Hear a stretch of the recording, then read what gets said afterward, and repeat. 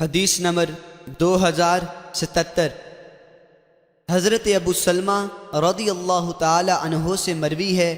فرماتے ہیں میں نے نبی اکرم صلی اللہ علیہ وسلم کی زوجہ حضرت عائشہ رضی اللہ تعالی عنہا سے پوچھا کہ رسول اکرم صلی اللہ علیہ وسلم کو کتنے کپڑوں میں کفن دیا گیا؟ تو انہوں نے فرمایا 3 سہولی کپڑوں میں۔ حدیث نمبر 2078 ام المؤمنین حضرت عائشہ رضی اللہ تعالی عنہا فرماتی ہے نبی اکرم صلی اللہ علیہ وسلم کا انتقال ہوا تو آپ کو ایک یمنی چادر کے ساتھ ڈھانپا گیا۔ حدیث نمبر 2080 حضرت جابر بن عبداللہ رضی اللہ تعالی عنہ بیان کرتے ہیں کہ نبی اکرم صلی اللہ علیہ وسلم نے ایک دن خطبہ ارشاد فرمایا تو اپنے ایک صحابی کا ذکر کیا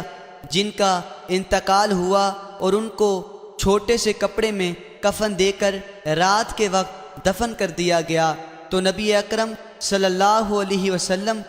نے رات کے وقت دفنانے پر ناراضگی کا اظہار کیا، فرمایا کیوں